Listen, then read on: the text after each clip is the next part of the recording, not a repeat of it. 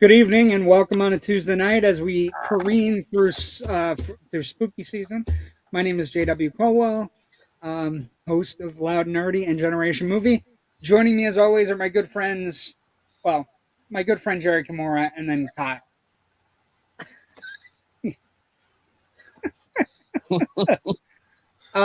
Welcome on a Tuesday. Good evening, friends. Just finished Transformers 1. Ken, you loved it, right? Because it's a fucking great movie. Like, I'm not kidding. The Transformers 1 love for me is very strong. I think it's one of the best. It may be, aside from the 86 one, that was my Transformers movie. It may be the best Transformers movie out there. It was great. Not just good, great. A couple things. 86 is too publicized with Prime Day now, though. Funny. But yeah, I Transformers 1. You've seen it, right? You saw it, right? Yes, I saw it. It's fucking great. It's not just good, it's great. You know what I mean? They're great. Yeah, it's like fucking Tony the Tiger. Even without their cogs, they're great. Even without their cogs, they're fantastic. Hey boys, hey Raven, good to have you. Couple things we need to get going. If you like our show, Indie Escape Network on Instagram, Facebook, YouTube, you can find all our shows there. We go live every Tuesday night, and I was talking to a friend, and we may have a guest next week. And it's interesting because I think social media is terrible, but one of the benefits of social media is if you lose track of someone, you may be able to get them back in your life, right? You might be able to find. You and I found each other. Kyle and I have been able to keep connected because of social media, even though I moved away to Florida. So I think there are benefits to it in even as we careen towards the abyss of social media. So we might have a guest on next week, depending. He's gonna watch a show tonight and see if it's his gig. I hope he decides to come on because it's a friend from high school that Jerry and I both had, and he's super talented, and I miss him. You know what I mean? Like we used to hang out every week and go to the movies or hang out at his house, find ways to drink, which wasn't great of us when we were teens, but there wasn't a lot to do in Lake Erie and Moscow, Pennsylvania, where we grew up. So you had to drive to the Turkey Hill at 11 o'clock at night, Hamlin, to get a bag of Doritos. That was all that was open. Oh my God! I didn't go for I went for Jack's. I didn't go for Doritos. But you went. But I went, of course, because it was the only fucking place open. Then do you remember though? They got the McDonald's, and then my God, right? It was a 24-hour McDonald's. Everybody was at 24-hour McDonald's at like 11:30 on any given weekend night. There's food at night.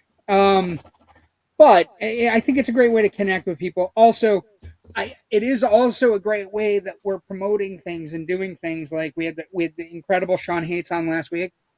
Apparently, their Happy Fright Film Fest went extremely well received, did very great. That.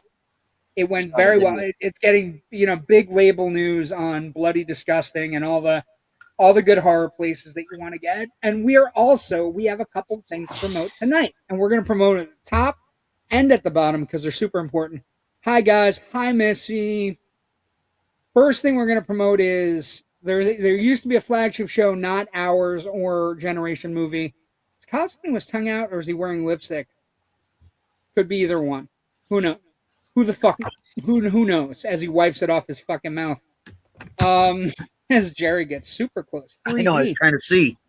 So the show that was the flagship show on this channel, which led me to Jerry's shade of lipstick, which led me to meet Joe Ridgely, was through another person named David Madison. They are coming back this Sunday night. Good evening, gentlemen. Right on cue, Joe Ridgely. They're coming back the end of the night with David Lee Madison, of course, who made Mr. Hush, and he has a werewolf movie that's in the can we're waiting on, and Scott Schiaffo, the Chuli's gum man from Clerks, and Joe are coming back this Sunday night at 10 p.m. So it's kind of it's a reuniting of one of the original flagship shows of the network. Super excited for them. I'm super excited to see it. I hope everybody watches. I will be nursing my wounds after the Chiefs destroy the Raiders. I'll be fine. Everything's fine. It's just a dumpster fire right now. Hey, Sean, it's about time they come back. Yes, it'll be good to have them back. Don't know how I'm saying, but it'll be Don't good to have call them it a back. comeback. Don't call it a comeback. I've been here for years. Okay. Then also, and this is fun. It's a new show. Joe is helping corral some new shows. We've been trying to work on that. We're getting World Class Clown with Robert Bass, ace comedian. It starts Thursday, November 7th at 10 p.m. So we will have shows on Monday, Tuesday, and Thursday live every week, and maybe on Sunday if they decide to come back more than once. So we will have 4 nights of live shows with actual human beings that will talk to you and respond to your questions and do all kinds of stuff. Robert is a Podcast on this. comedian. He's a teacher. He teaches comedy. He also understands comics and comedians. From what I understand about the show, there are going to be comics on talking about things, which is something I can understand. And we wish him nothing but the best. That starts November 7th, so after spooky season. In continuing with my spooky season, I've caught up a little bit. Not all the way. I kind of did too, a little bit. Yeah, you did. You were on fire. I caught up a little bit, and so let's. I watched a horror movie today. What'd you watch? Mr. Crockett on Hulu. Did you like it? It started off really good. It did tail off a little bit for me there at the end. It does tail off. That's not true. But at first I was excited about it. I really was. I was like, I kind of like this villain after the first kill, you know? And then, yeah, we were talking about that last oh. night about Texas Chainsaw Massacre. Texas Chainsaw Massacre is the first movie where audiences are actively rooting for the villains, right? Like they're actually the villains take center stage. It sounds interesting. Yeah, Mr. Crockett's really. I enjoyed it. I was telling Jerry, it's kind of like a reverse Freddy Krueger, right? Because the deal, a mix of Freddy in the Ring, yeah, and the deal a little is bit of Mr. Rogers. a little bit of Mr. Rogers. I wonder if Firehouse Funfly was inspired. A little bit of Firehouse Funfly. Firehouse Fun. Ugh. Yeah, that too. Blah, blah, blah, blah, blah. I didn't do Was there a little bit of that too? That face was just nope. I regret watching it. No, it's not bad. It's like I said, it gets in its weeds, but it's not a bad movie. I enjoyed it. Thank you for chatting in, DJ. That's TJ. That's exactly what I was thinking. It's got a little bit of both, and then it has an interesting wrinkle in that he's not going after the kids; he's going after the bad parents. So it's. I liked it. I didn't hate it. Let's go through. So we ended on number 14. Did anyone watch Stream yet? No. I'm saving Stream. I did. For next week. You watched Stream? Was it good? I dug it. It's got a really good cast. I mean, Jeffrey Combs is in it, so how could I not like it? How could you not like anything? Jeffrey Combs makes everything 100 times better. So here's where I'm at. 14, I did Final Girls. I love this movie. It's right up my alley. It deals with following the rules, and basically it's about a girl who loses her mom, and she gets recruited or roped into coming to the all-night screening of her mom's classic movie where her mom get killed. And there's a fire midway through, and they cut through the screen right at the moment as the killer's cutting, and they jump into the movie Purple Rose of Cairo style. And it ends up having, like, Malin Ackerman plays the mom, Tessa Farmiga plays the daughter, and there are other people in the movie that you can recognize, Thomas Middleditch and a couple other people. And now I'm thinking I did this one last week. But anyway, I did. Okay, that's fine. You did. It's good. I liked it. The other 15 for me this week, I saw Smile 2. Amazing. Smile 2 is it's harder, gorier, Nice, Jerry. I think Jerry's auditioned to be the next Vulgar the Clown.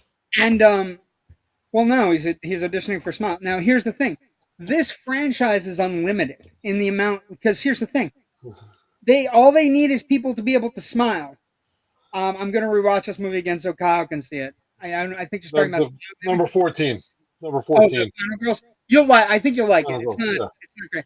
Smile 2, though, I got to tell you, it's the beginning of a new franchise. It is an incredible movie. Naomi Scott is great in it. If they and the thing about it is, and it's not a spoiler or anything, but the franchise is going to be a long-lasting one for two reasons. One, the original directors made both of them, and one is better than the second one's better than the first one. Watched Shaun of the Dead on 35mm for the 20th anniversary at the drive-in and took my niece to see Hocus Pocus. She got to the projection room, proceeded to tell all her fellow cheaters she knows how movies are made, laugh out loud. She's 8. That's what we all think. Once you go into a projection booth, you think you know everything about movies. That's how it started for me. My heart really says Smile could be an absolute standalone movie. I don't think you need to watch the first one, although the first one is really good. No, you don't. But if you want to be on the same wavelength, they work well together. They are connected, although very, the flimsiest of sinew, Jerry. The traditional, somebody survived the first movie, and they're not going to make it out of the opening scenes of the second movie. Also, what I do want to say is I think the most interesting thing about the franchise, as it progresses, is this is one of the very few horror franchises where we have an undefeated villain. This point, he's 2-0.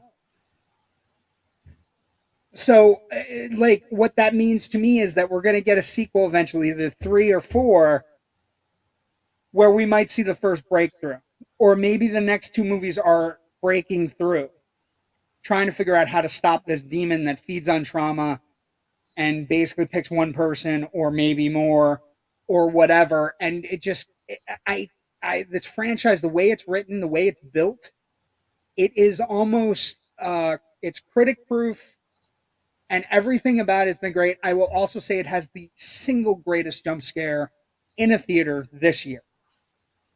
There's a jump scare in this movie that is so sleight of hand amazing that you just go, I was sitting there going, that's a quality director. That guy knows what the fuck he's doing, because the whole fucking audience jumped.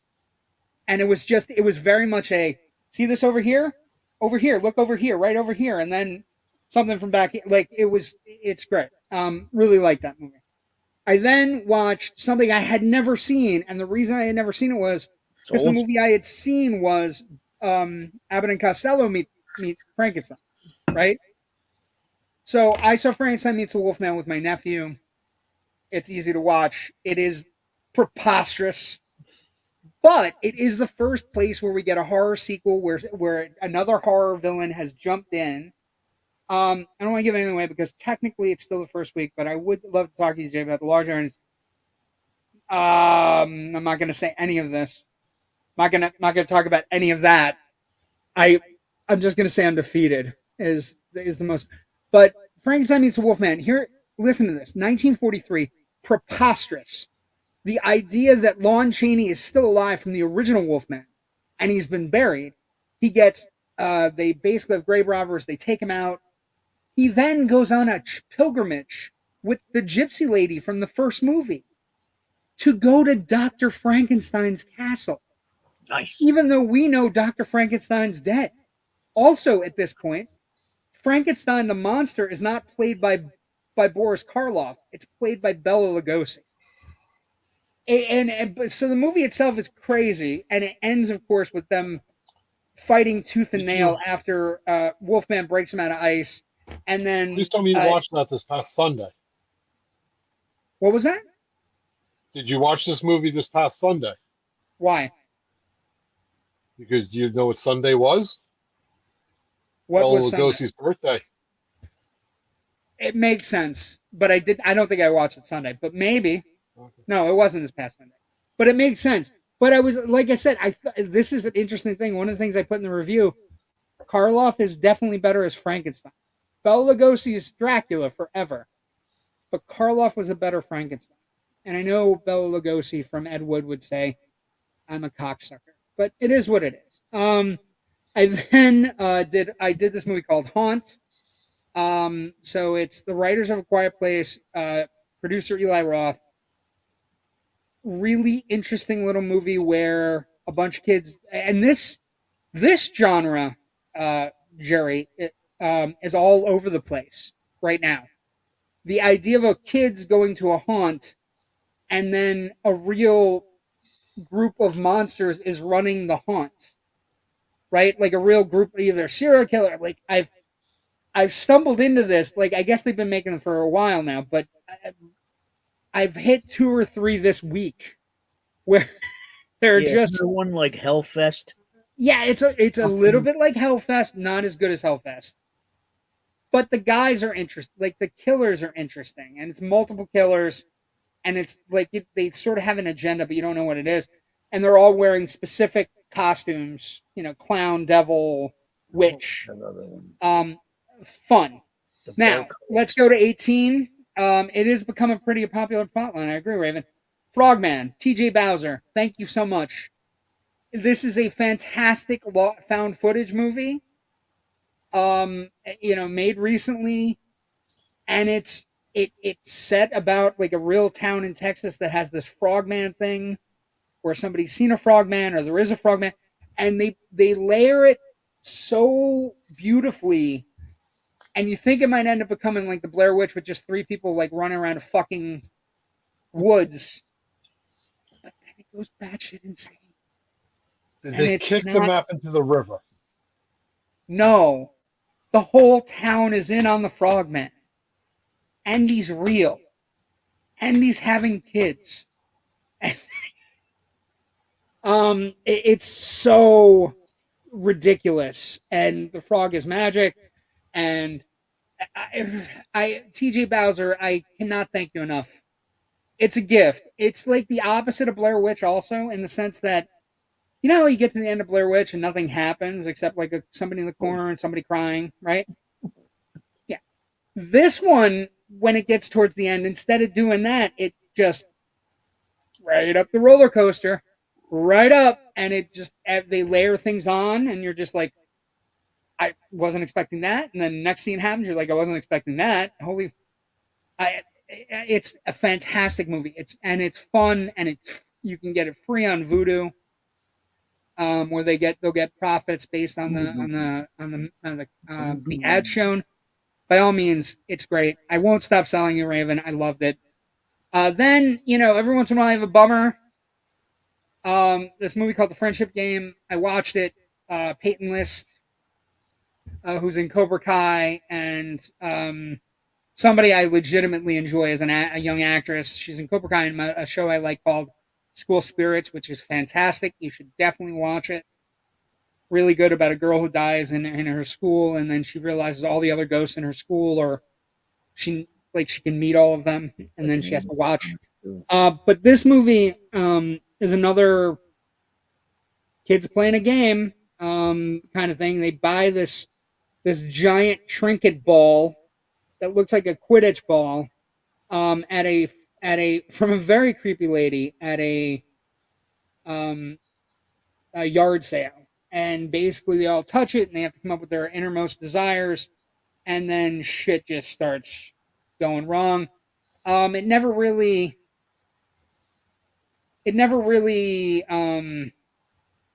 takes off. It never achieves the level of horror you think it should get, and it never achieves. You don't understand. It's a ball, so it's not as terrifying as something else, like, saying Candyman 3 times, saying Beetlejuice 3 times. It just doesn't work. Now, then I went to Peacock. This movie called Sick was produced. I watched that. My God, it was great, Jerry. That was on my list. It's a good slasher movie, right?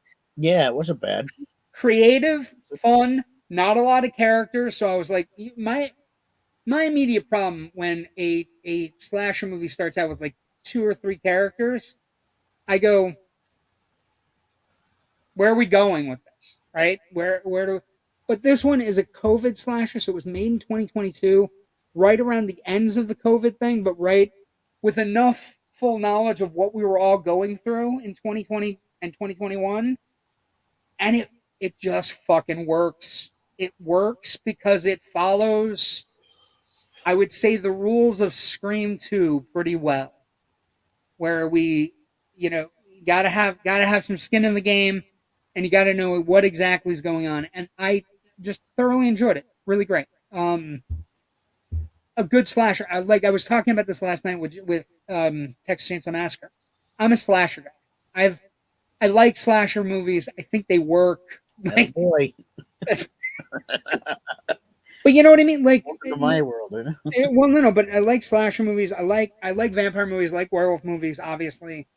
But slasher movies are my jam, right? I wanna see a kid get beat up and then come back and kill all the people that were really mean to him, and we have to try to figure out which one of the kids at the party is that kid, right? So they're all good. Anyway, then today, as I'm trying to catch up, I was looking for the Funhouse because I'm balls to the wall about watching the Funhouse after watching Texas Chainsaw Massacre. And I know you watched the show last night, Jerry, but the Texas Chainsaw Massacre story that we were talking about last night, yeah, it's not a horror show, but she's a ghost. Came right after COVID, right? But this other movie, like, I was looking for the Funhouse because I was talking about Tobe Hooper last night. Tobe Hooper was poor somehow, even though he made a movie on a $140,000 budget that ended up grossing $30 million in 1974 money, and he was somehow poor. So I want to throw as much money at Tobe Hooper as I possibly can. You know what I mean? And I know he's passed. I know he's not with us.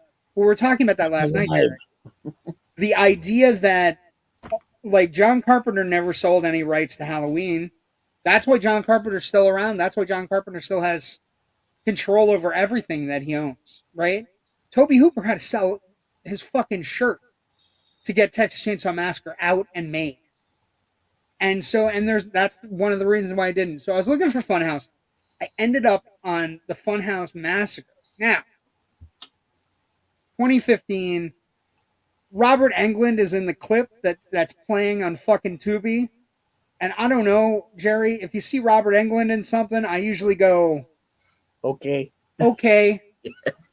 Now, it's blink and you miss it, but it's basically about this super secret kind of like base where they're hiding these 5 ridiculously designed serial killers. You can see in the poster, there's a dentist who got off on extracting teeth and killing his patients. There's a wrestler that dressed up like a clown and killed all his opponents. There's a Jared Burns plays a fucking cult leader that basically burned a bunch of people alive.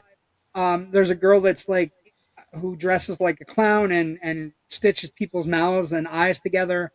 There's a guy that is like a cook who's a cannibal, and then there's our good buddy Ron Howard's brother.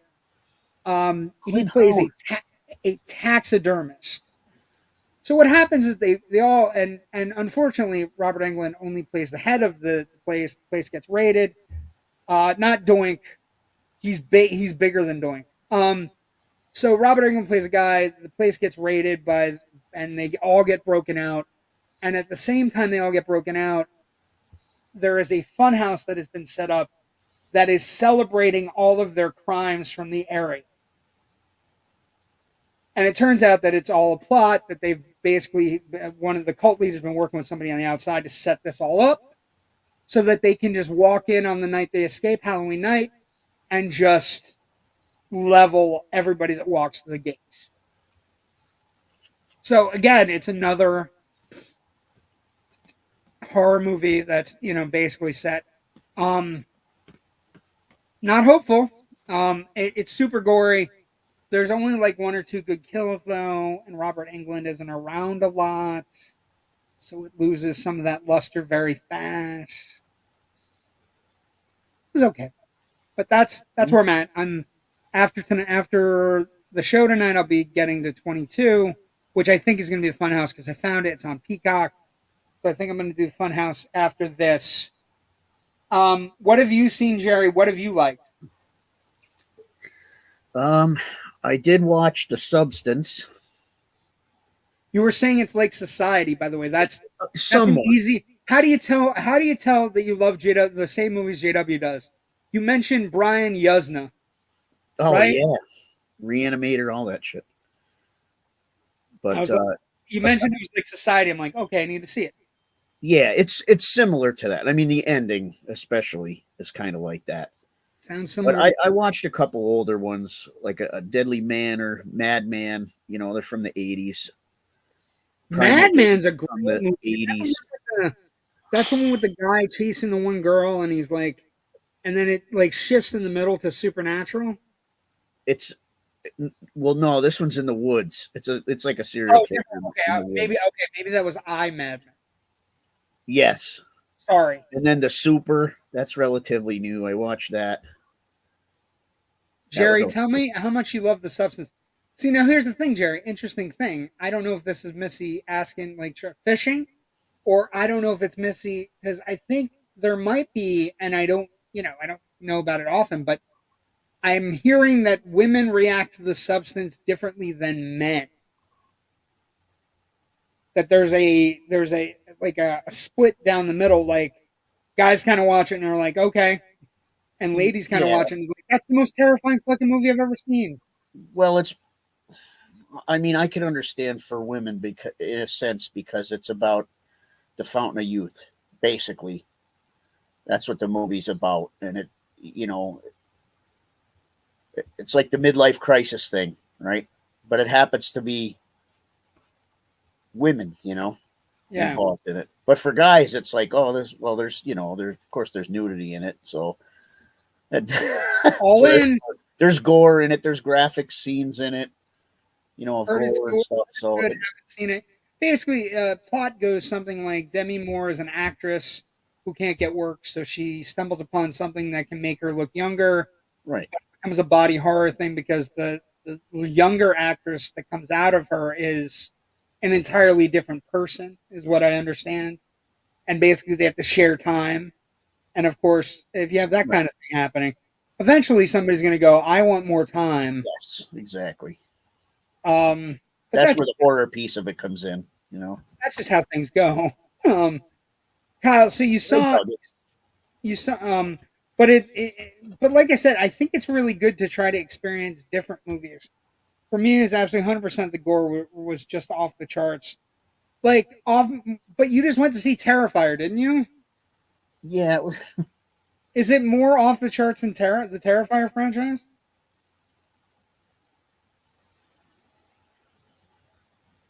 Okay, so it is. I from didn't both see sides. the third one, but it was less than the second one for me.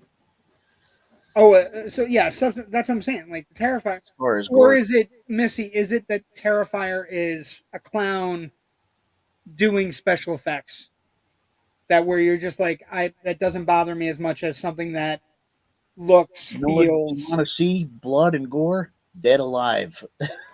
Dead Alive. Oh my god, that fucking rat That's monkey. ridiculous, Anyway, though. But well, that's what I mean. Like, because sometimes you can watch a gory. The Bite. I love that movie. Fucking rat monkey. There's something about Singaya. Gore. There's something in like that's gore. Like I was telling, like we're watching the Funhouse Massacre movie, right? It's gore for gore's sake, right? It's just kind of there, and you're looking for the kills. Like, and there's one cool kill because the giant wrestler guy dresses like a clown, and one of the victims falls on the midway thing with the thing that you hit, and it knocks the thing up, and you're a strongman kind of thing. And he takes the giant hammer and just hits somebody head onto it, and it goes through the bell. And what about Cafe Flesh? Isn't that? Wait a second. Isn't that's? It's rated R. Isn't that the weird Sweet Translucent Dreams thing that happened? Well, I think a bunch of them watched it after a show one night. Yeah. In a apartment. I don't know. I was always 50 years older than I was, and I was asleep by the time. Kyle's like, I don't want to discuss. I just Or want to move flower on. of flesh Well, if and I don't want blood. to talk about it, I wouldn't put it up. But Guinea pigs. you were asking me a question before you went off on a tirade there, and I don't know what the question was. What was the question? Who was asking a question? I don't know. You started to ask me a question, but then you went off onto something else. What do you think about this? Well, anyway. Pretty much. Yeah. I think you watched Mr. Crockett, and then Yes. What'd you Well, think? then we Oh, went that's back. great. Anyways, next. And then you were like, and I don't want you to talk any fucking more because I hate you, Kyle. But Joe says I can't get rid of you. Yeah, I have to keep you now. It's like your comments. I'm grandfathered in. Yeah. Tenure. I'm sorry. Did you want? I thought you were done I talking about Mr. Crockett. I feel bad. No, I was done talking, And but then I'll apologize. I am sorry. no, but don't be sorry about it. Well, You I started feel off bad. saying you saw Mr. Crockett, and besides that, And we you went said it through. started out great, and you didn't like it. Kind of. Yeah. Can I ask you a question? You've been to what haunts are you going to up there? Well, we Pennsylvania. did Reapers on Twilight Zone. Saturday. You did Reaper Saturday, right? And then you also did Yeah. Dorney. Did you do Dorney again? Yeah, we did Dorney a second time because we get the season passes for Dorney, so we can go, a couple times a year Okay. for the haunt, and over the summer for the water park. But Dorney's always fun, even though if anyone's on my Facebook saw the pictures, had the Frankenstein just cap on and a leather good on vest and jeans. Thank you. And get up to the gate, and the security's looking at me going, you're not supposed to wear costumes. I said, I'm literally wearing jeans, a leather vest, and a hat. This doesn't cover my face.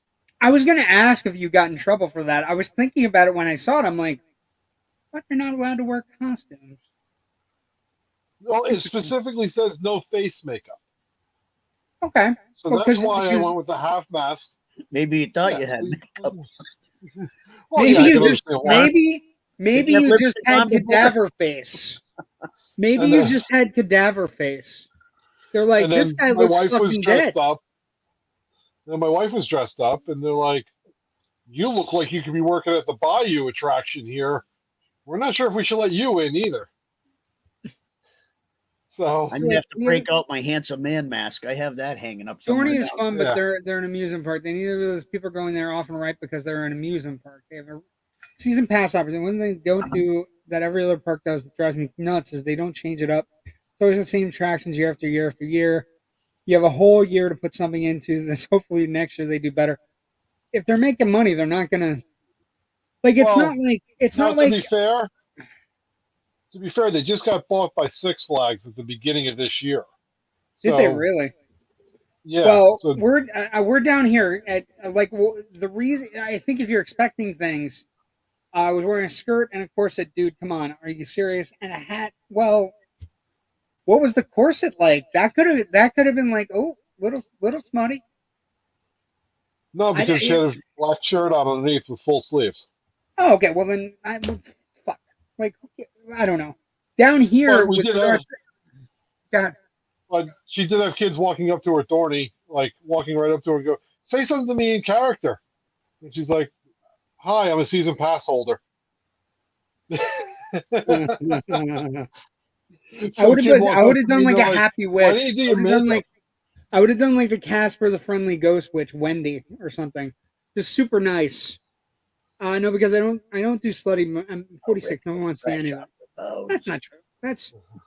Don't age yourself. We're all in this. We're all in this life aging. We're all got wrinkles and everything and flaps and all kinds of weird shit going on. We don't. Quote of the weekend. Hi, I don't work here. Okay, well, it's interesting. We're season pass holders with both Disney and Universal. The big thing down here is, when you talk about changing things every year, Universal's about to add on in a big Epic way. World. Like epic universe is coming, and Thursday, the 24th, season pass holders are going to get a chance to buy tickets opening week, and then they're going to see what's happening with season pass holders. And Epic Universe is basically Celestial Park. It has a hotel in the center of it. It has Celestial Park, which is like a giant kind of amusement park / like that's designed like in the universe. And then it has How to Train Your Dragon, Super Nintendo World. What are the rest of them? I can't remember all of them, but the main one for me and the main one for Universal Jerry, Monsters. yeah, is basically there's a Universal Monsters area coming. So it's basically rides that are based on Universal monster movies. So like the one ride is like a Dr. Frankenstein through his like castle, which is the center of the little universe. And then you can get pictures with the Wolfman, Bride of Frankenstein, Creature from Black Lagoon, Invisible Man. There's a Wolfman You take a roller picture with an coaster. Invisible Man. Well, the Invisible Man is always the glasses with the all wrapped up with the gloves. It's super cool. You've never seen the Invisible Man? I Like, have. You just it's a fucking joke. Oh, okay. I'm sorry. I'm sorry. Don't get wrapped up on the mummy ride. Well, no, there's no mummy ride. The rides are there's a Frankenstein ride, which is The through Harry the Potter castle, area. and there's another Harry Potter area. That's the one, which is Ministry of Magic and the Fantastic Beasts mixed together. So it's like I think it's Ministry of Magic plus France, because they do the same thing with like England in the other part of Harry Potterville here. But the Universal Monsters area is the most exciting because again, the new ride that's coming in Frankenstein's castle is supposed to be state of the art. Everybody can ride, no weight restrictions or anything, and then also like state of the art animatronics that move and focus and do all kinds of stuff. And then there's a werewolf ride. Basically, it's a gypsy ride, so it's like in a gypsy mine car kind of thing, which is super fucking cool. And then all the monsters are just going to be walking out. There's also a restaurant that is where all the vampires hang out. And then there's a bar where all the monster hunters hang out. So they're going to have acting roles for monster hunters. The vampire one going to be called the Blood Bank or something, I hope? No, the vampire one is called At the Stake. Yeah. It's a steak restaurant. Yeah, I know, but still. And My you're wife served. You got a question there. You got a question there, JW. Why does everybody forget about the Incredible Shrinking Woman? I love her. Okay, so two things. Are you talking about the Lily Tomlin Incredible Shrinking Woman? Great movie. Fantastic movie from the 80s. But if you've never seen the original Incredible Shrinking Man, I'd also highly recommend that because it's really good. Really state-of-the-art special effects at the time. Incredible Melting Man. Paul, how have you not watched any of these videos with me? I literally live in the same house with you. I have seen every one of these universes already.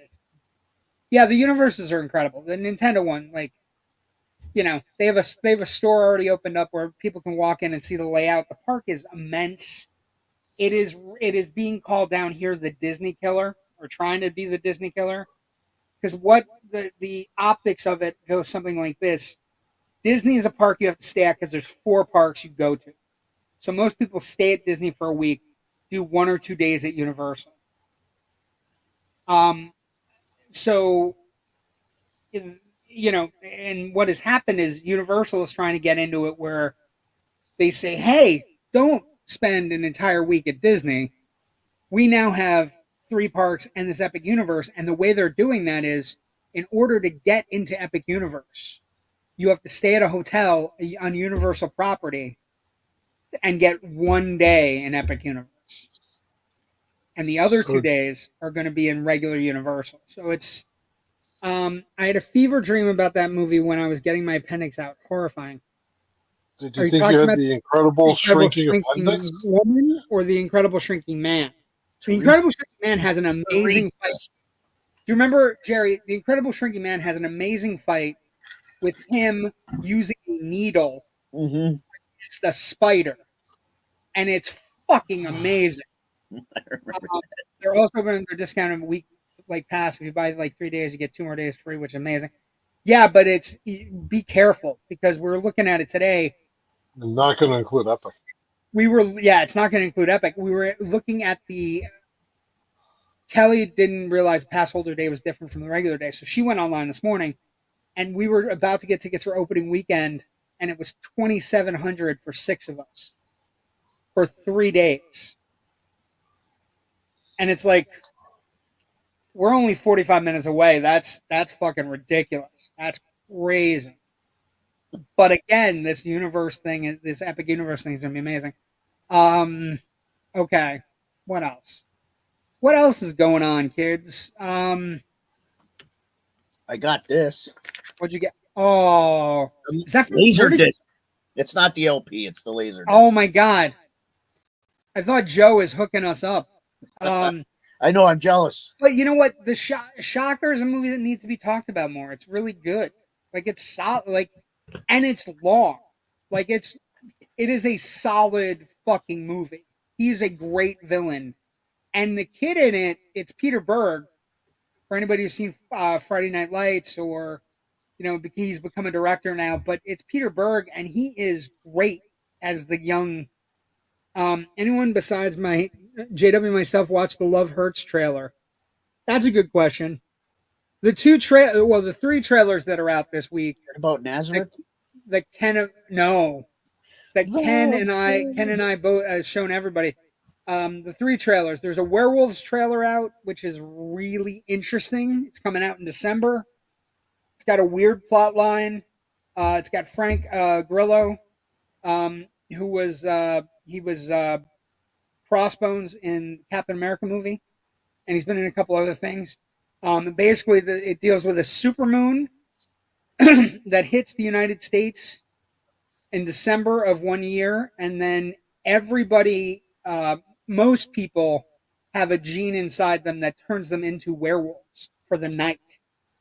And so there's the first supermoon causes, I think they're saying 7 million people dead in the trailer, just from getting ripped apart by werewolves on a night when nobody expected werewolves. So the trailer begins the following year with another supermoon event happening in 3 days. And so it's just people kind of purging it up, trying to protect themselves, to see who's not going to, who's going to cause problems. So that's a really good trailer. It's coming out in December. I don't know. Maybe they're trying to do a little like Nosferatu, like, we're going to release it in December when it's like Christmassy, and we'll see if we can get people who want to see a horror movie in December. The other trailer I dropped was Creature Commandos, which is the new James Gunn DCU Suicide Squad like team up with Amanda Waller running monsters out of the DCU. The first time something, James Gunn has produced anything for the new DCU, the Gods and Monsters thing. No, it doesn't sit with the rotation correctly. Every few years we do them on a monster rotation: werewolves, vampires, Universal monsters. We're currently in a new rotation of vampire movie. No wolves right now. Actually, that's patently false, because we have werewolves coming out in June, and the new Wolfman coming out in January. So we're on full wolf rotation. Plus, David Madison's movie, Full Moon Fever, is also coming out soon. So we're getting a Teen Wolf reboot? We're full wolf right now. We're all very wolfy. Now I have to watch Wolfen again. Oh, Wolfen's great. I have that. Wolfen's underrated, but Wolfen's underrated because every werewolf movie in the early '80s was way the fuck up here. Yeah. Right. American Werewolf in London. The Howling. Fucking The Howling. Silver Bullet. Mm-hmm. That's what I'm saying. They're all messing up the rotation. Even the werewolf sequence in Waxwork was good. Well, the werewolf sequence in Waxwork was great. But so werewolves, Creature Commandos, and then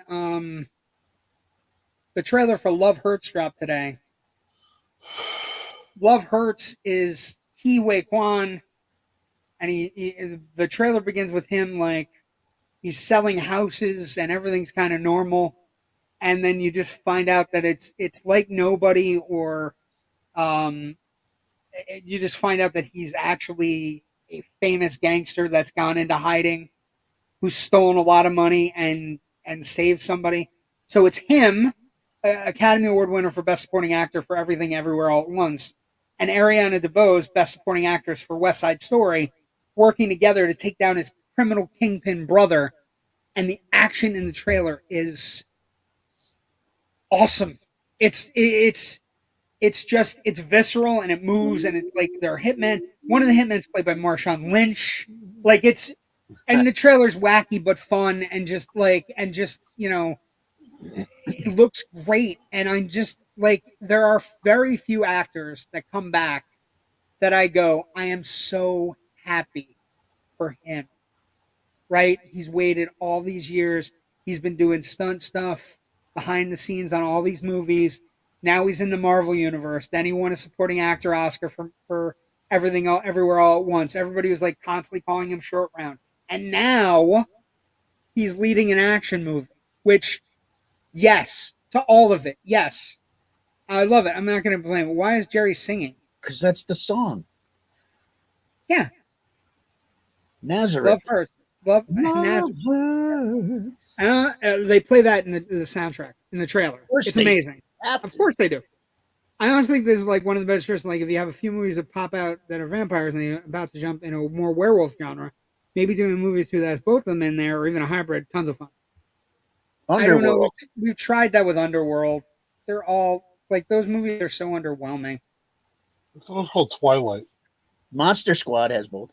Monster Squad has both. Monster Squad is not underwhelming, but the Underworld movies, I always felt the Underworld movies were kind of silly because the vampires are loaded to the teeth, and the werewolves are kind of just like they're not in wolf form. They're fighting living them in the sewers. Yeah, it's fucking ridiculous. I don't know. The Lightnings. But maybe we'll get something. But remember, we're gonna get a big vampire movie. We have a big vampire movie coming. That's not. We're okay. You know, we've had Salem's Lot, and we're about to have Nosferatu. And we did just get another Nosferatu that's not based on, like, the Eggers Nosferatu that's coming out on Christmas fucking Day. We had a Nosferatu that was put out by one of the actors that does all the work. Like, he's Abe Sapien, and he wanted to put out Nosferatu like it was a 22 movie, like a movie made in 1922.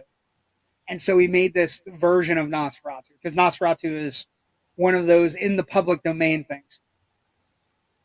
Are you completely ignoring the ballerina vampire that came out this year? No, I love Abigail.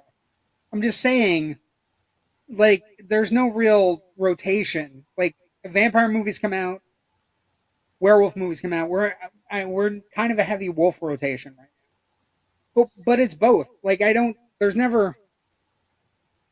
Abigail wasn't Annabelle. Annabelle's the doll.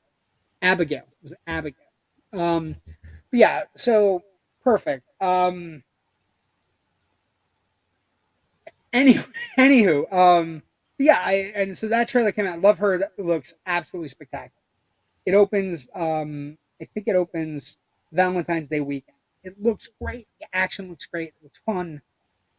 And again, there's of all the actors that have made comebacks recently, I am so happy that he made a comeback, and I am dying for Disney to step up and go, we'd love to have like a Short Rounds adventure movie. That would be like he followed in Indy's footsteps. They could really like he's good enough action wise to do it. Okay. Let's talk about a couple things before Kyle goes away for a couple minutes. Kyle, Elevation trailer. Yeah, Elevation looks interesting too. There's a lot going on in that trailer though. You know, people have to be at a certain elevation and they have to go in under elevation, like under 8,000 feet sea level to get stuff. And there are monsters that are living under 8,000 elevation. And so humans have to go to the mountains to live. And then they have to come out of the mountains to go on trips into city centers and stuff too. But you don't really see the monsters or anything. So it's Anthony Mackie. You know, he's doing a lot of things. You know, he did Twisted Metal, and he's in Captain America: Brave New World. So I'll always support him. I like him very much. Kyle, you got a big show coming up Sunday, October 27th. let's talk. Just How are me. well, no, you and Missy and the entire cast of Sweet Translucent Dreams. Yeah. How are things going? What is happening? How are ticket sales? What's going on? I know you guys did an event where you were you doing prop bags or just talking to people as they were leaving other events? Well, the Kirby Center did the bazaar. The bazaar is kind of like a Halloween craft fair. Real fun Okay. event. A lot of cool stuff there. It's where Melissa bought her hat, actually, and we were just there handing out flyers on The Sunday hat morning, that is now Sunday afternoon. contraband at Thorny That, that, Park. that is Thorny Park contraband. Um, the ticket sales are going well. They used to get between 700 to 800 people before COVID. The last couple of years since COVID, it's dwindled down considerably, and we'd like to see it back to that, 600 to 700 mark for this coming up Sunday. So share it, promote it, help, please. I desperately Beg of want this you. to go well. Also, you've released the shirt designs that are on a black shirt, so it's a little bit different, but shirt design super cool. Let's do the time warp again. Little And Ramones throwback. hey ho Kirby, let's go. Yeah, always good to have the Ramones. I'm super Yeah. excited for that. I'm ecstatic for you. I hope I want everything to go well, and I want you guys, if it is indeed one of your last shows ever, donning the jacket, I want you to have as big a crowd as possible. So I want to mention it on the show. But it is now time But, to see what came with from that Jerry's. being said, Go ahead. before you get into that, though, me and Melissa are there. We're handing out flyers. We're talking to people, having a good old time. Hand a flyer to someone who ends up being the COO of the Ritz in Scranton. And she just stops us and was like, I've been wanting to do this. Do you guys actually know who could put me in contact with having a cast at this theater, too? Hi, how you doing? Getting Hi, some. That's why promote yourself. that would be me. Hi, pleasure to meet you. Well, I said it's not really me anymore, but it used to be. But I can help Put you on the, facilitate this, and we can put make you this on the, happen. And yeah, in the right direction, the know, right sense. Well, so that's good. always have Rocky, cards with you. Always promote yourself, whether it's Rocky, whether it's this podcast. I don't know if you guys saw, we stumbled into the Circle because they were doing an independent film. I don't have the information generally right in front of me, unfortunately. but that's It's that's another fine. chat there. But it's nice. It is good to have a card on you. It is good to promote yourself, Yeah, and it's also good to promote your friends. Make yeah, sure everybody's happy in your life, because life is better when everybody is like fully functioning. Mark Ramone used to hang with us a lot. Interesting cat. The Ramones were fucking amazing. I don't know. I love the Ramones. Also, there's a little show that made it off Broadway now called Okay. Little House on the Ferry. Um, they did a short run here in Scranton um, on the tour, but um, they've been picking up steam as they did little shows all over the country, and now they're off Broadway, and tickets are available to go see that show. And And yeah, I guess Scranton. a group of us are going to go up and see. I don't know if you guys know the history of Scranton, but Scranton used to be one of the big vaudeville towns. Yeah. There were, and also big in the 50s and 60s. There were 3 theaters in Scranton that actually had fully functional roadshow capabilities. The Ritz was one of them, but it was called the Comerford at the time. The West Side Theater, um, and like they've been torn down, There's but that other one like, up. Yeah. well, no, but just there were 3 of them, but like the Comerford and the West Side Theater were the ones that everybody knew. And there was one, I think it was in North Scranton. Was it Irving? It was on Irving Street, maybe. But there was a big theater. It became a bingo hall, right on the top of the street, like around the University of I know Scranton. exactly what you're talking about. And it like There's a synopsis of Little House on the Ferry for you.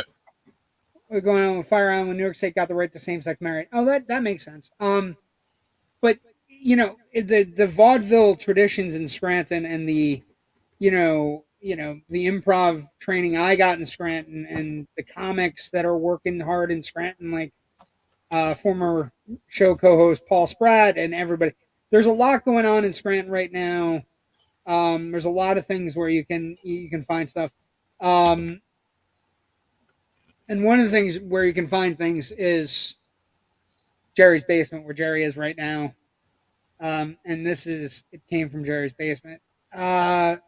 So Jerry, we're going back 50 years tonight, Jerry. Yes, sir. Tell us the movie. So I got inspired by the show last night, clearly. And we had a good show last night. Like was. Texas Chainsaw Massacre. Got to go back and rewatch it. It's so well done. And it is patient zero if you're a slasher movie fan, right? That's what he's the first icon, he's the first person that people rooted for and like in a legitimate way for slashers to win. But so what inspired you? What did you find? So this is actually a double feature of Deranged and Motel Hell, but Deranged is Motel Hell would be fantastic. I love Motel Hell. We've talked about Motel Hell, you and I. Motel Hell is one of the most underrated 80s. It's just it's ridiculously well done with Rory Calhoun. Anybody who's seen it understands. Rory Calhoun. But what is the movie we're talking about? Well, Deranged. I actually have that on a T-shirt. And Deranged is from '74. It's they play it off as like a documentary style, true story, not a true story, but loosely based on Ed Gein, very similar to Texas Chainsaw Massacre. Stars Roberts Blossom is in it. He was in Escape from Alcatraz. Yeah, movie. This is where I have it. Hold on. 74. This is the poster, but the worst hasn't happened yet. That T-shirt. The Confessions of a Necrophile. Pretty Sally Mae died a very unnatural death. So yeah, this is also dubbed Deranged: Confessions of a Necrophile. It's basically somebody after the death of his mother. She was a religious fanatic. He basically goes a little bit off, and it's a little bit based on like we were saying last night. There are so many Ed Gein. It's closer. This is the closest one. This is the closest one. The Ed Gein adjacent movies. Look at this fucking Deranged movie. And he even looks like it. And so but these movies, like the movies from the 70s on, right? It was very low budget, 220,000. And the reason it's tied with Motel Hell is because they basically run a farm, right? Double feature. And it's about religious fanaticism, which I don't know if you realize is kind of in the news now, kids. Religious fanatics are, I don't know if you've paid attention to social media, as we were talking earlier. But there's a lot of crazy going on right now, and it's sometimes religious based. And I usually look at movies that have religious fanatics in as movies that particularly terrify me, Jerry. Don't you? Because they're movies I don't understand, right? I don't understand. Like The Wicker Man and stuff. Yeah, where people get so wrapped up in religion that they're like, oh yeah, we could just kill that person, or it's cool. God wants it.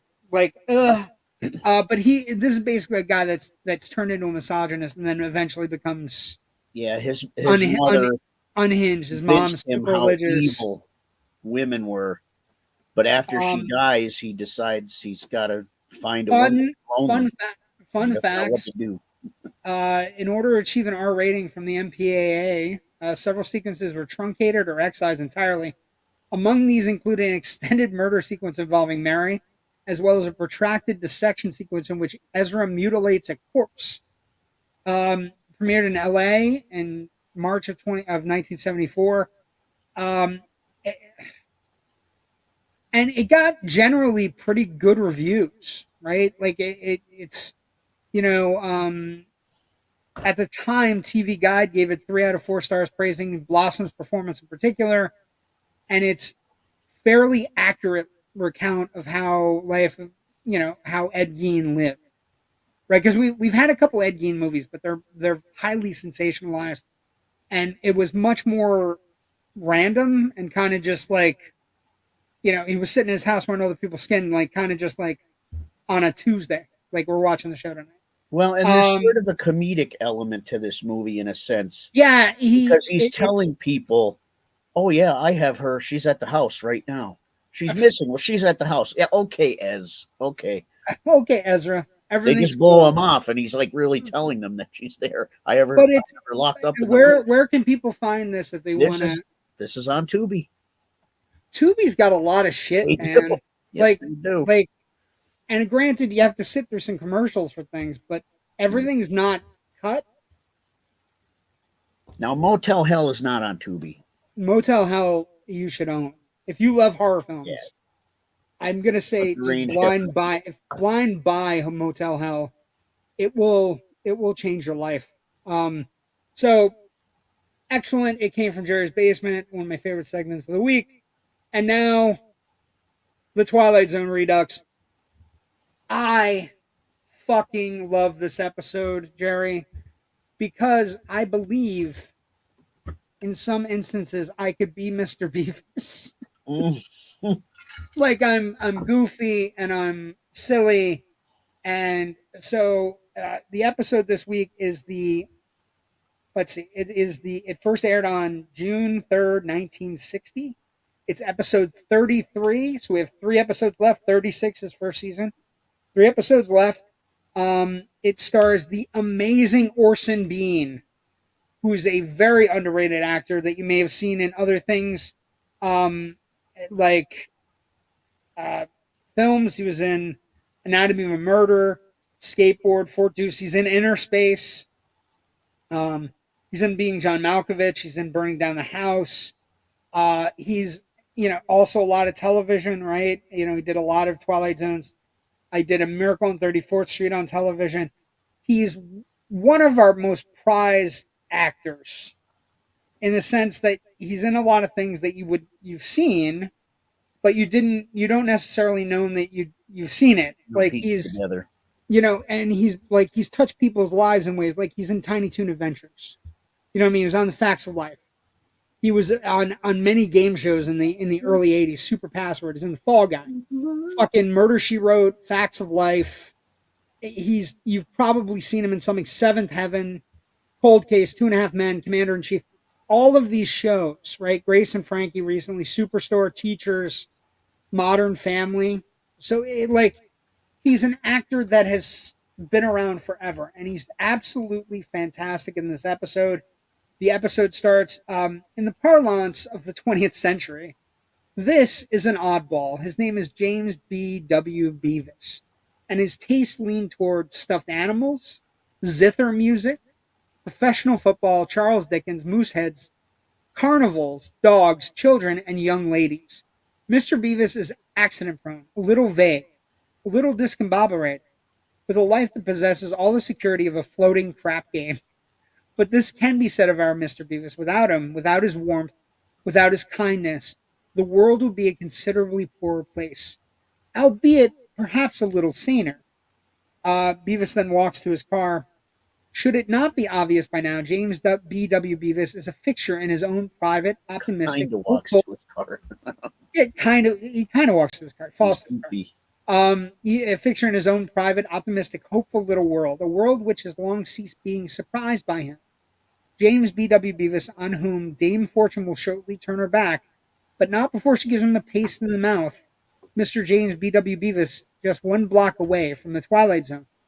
So this is an episode that is optimistic. It's basically this is Mr. Bevis. He's he collects toys. He makes models for kids. He plays football in the streets with kids before he goes to work, even though he might get his suit dirty. Eventually what happens though, he gets fired. His car goes careening into open traffic. And all these bad things start to happen to him. And then he finds out This is actually when he's sliding down the banister and he falls right out the door. And this is what he looks like. Just goofy, has the goofy, like the weird outfit, the goofy bow tie. But he, like when he's walking through the neighborhood, he says hi to the guy selling fruit, plays with the kids. He whistles and all the kids come and push his car into I traffic. love that part. And then the It's exhaust hits them fantastic. all in the face. Yeah, and when he goes to work, everybody is sitting at the same desk. It's like an adding machines and all these things, and he walks by every single person and says hi to every single person as he's walking between them. And he gets to his desk, and his desk is a fucking mess, and there's everything on it. It's got, I think, a racially weird statue. That clock it's a clock. I know, but it's weird. The eyes were going like this. The eyes were going, and it has like it's very Aunt Jemima. I don't know that it's safe. Anyway, but he has like a squirrel on his desk. He has a bunch of shit, and everybody, when he comes in, everybody smiles and everybody has a good time. And then the boss fires him. He loses his job. He goes outside and he meets somebody. He meets At the bar. He goes at the bar, right? He goes to the bar and he meets this guy who he can't see in the mirror. He doesn't have a reflection. That was a big Twilight Zone trick that you and I know about now, right? He meets Henry Jones, who's playing a character named J. Hardy Hempstead. And as it plays out, J. Hardy Hempstead is the guardian angel for the entire Bevis family. So, like, he starts running down all the people in his family from like a great uncle all the way through. And basically he says to Mr. Bevis, I've been your family's guardian angel since the beginning of time. And so I'm here because you're in a rough spot. And I'm going to help you.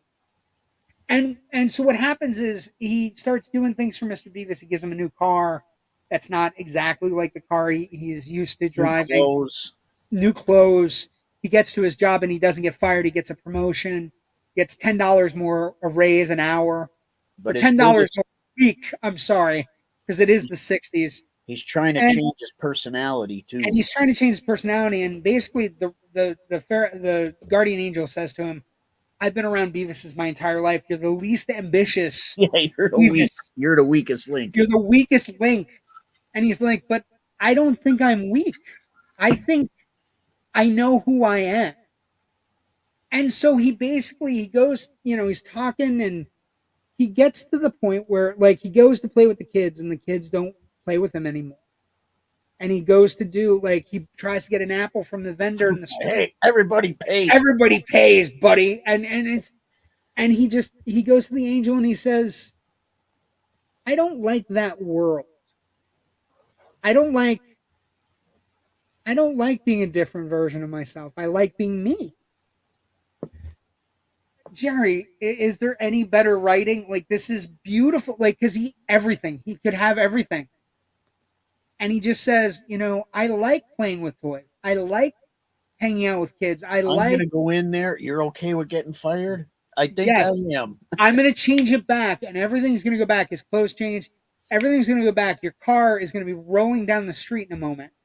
It's like, it's okay. I'm me. He'd rather be him with all the flaws. Right. He'd rather be himself with all the flaws and moved by the warmth people have.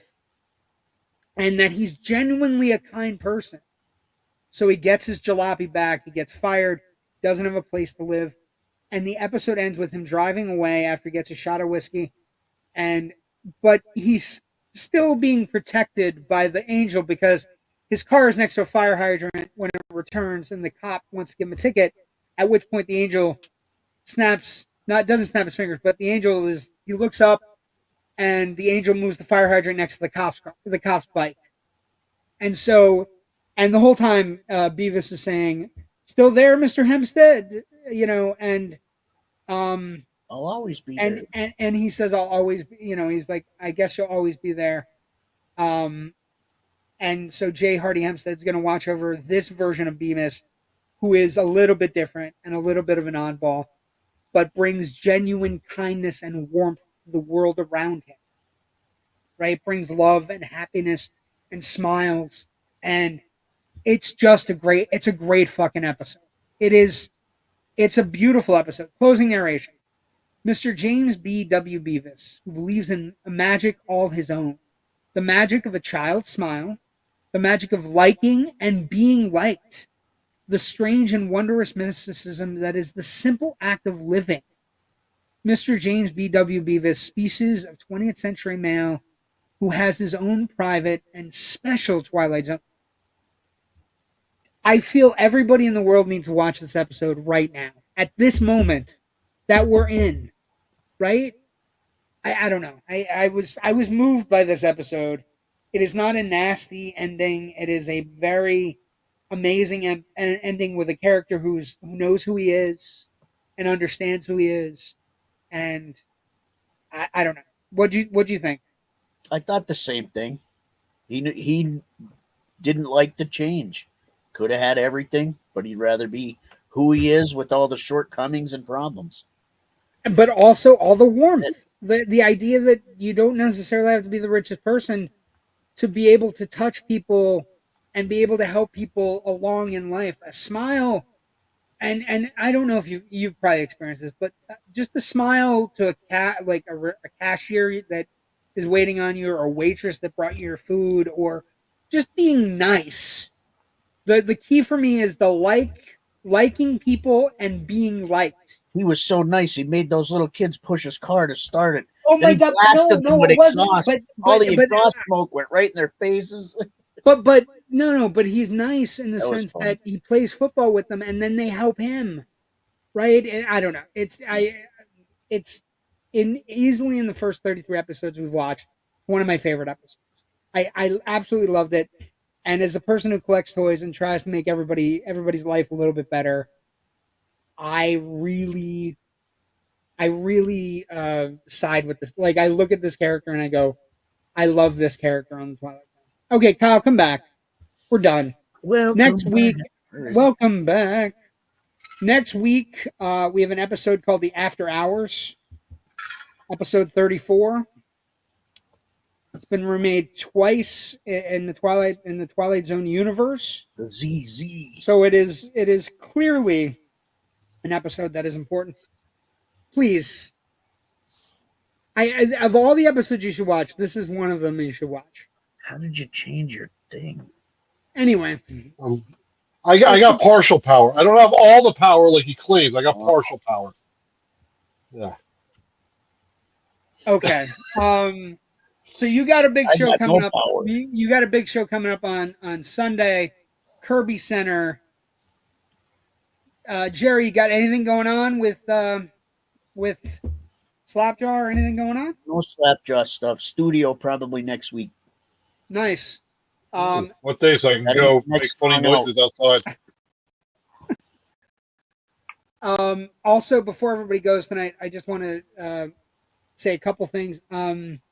One, we're going to talk a little bit about, you can find me, JW the Movie Guy, Instagram, Facebook, Twitter, Threads, Blue Sky, all these different things. But we'll also want to welcome back to everybody on Sunday, October 27th.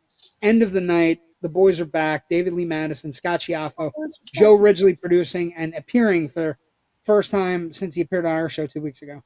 And then the premiere of World Class Clown with Robert Bass starting Thursday, November 7th at 10 p.m. exclusively on the Indie Escape Network. Super comedian, lots of fun there. And then next week... Did you ever think about having a comedian before this, JW? We did. We did? Oh, shit. When did that happen? Yeah, thankfully it didn't happen too long ago, but because you guys are both here now, which is, I think that makes the show better. Anyway, next week on Generation Movie, Jerry, are you ready? Next week, baby, 84. The greatest screen icon? Like, is he the greatest? I mean, it's Michael Myers, Jason, and this guy, the man with the claws. Nightmare on Elm Street, 1984, celebrating its 40th anniversary. Just came out in 4K disc. So super excited. Nightmare on Elm Street Generation Movie. Thank you for joining us tonight. There you go. Any final comments, Kyle, before we go? And what did you bring back? Did you get anything? Did you get any pops or anything? Pops are going crazy. Oh, I always get pops, but got a fun one for Frankenstein. You guys talking about Frankenstein a lot and Halloween, and we get a little glare there. Frankenberry. Frankenberry. Gotta have the Frankenberry. It's Halloween time. Yeah. Halloween time. But thank you for joining us tonight. We'll see everybody next week. Love Frankenberries. We are leaning, just so everybody knows, and Kyle brought this up, and I think it's right. We are leaning to not have an episode on election night. I think everybody's going to be far too tense, and they're going to be focused on a lot of other things. So we're going to take election night off so that we can drink and watch totals come in and pray that things go well. And two out of the three of us would be happy we don't live in Florida. I'm probably just going to play guitar. It's just... I ain't gonna lie. I'm just going to kiss my ass and pray that everything goes okay. But thank you for joining us tonight. We appreciate it. We'll see everybody next week. Please make sure to go, if you can, go to check out the Kirby Center with Sweet Translucent Dreams. Again, personally for the past year. Excellent show originally. I've heard JW say the same thing about the Sunday, October 27th. Please join us there. And then if you're home, you get home in time, by all means, join the boys back one of the flagship shows for at least one night, October 27th, 10 p.m. Joe Ridgely. Does come out to the Kirby. Coming out of hibernation. Go ahead. No, anyone that does come out to the Kirby, the guy who's dressed up like Meatloaf's character, Eddie, come by, say hi to me.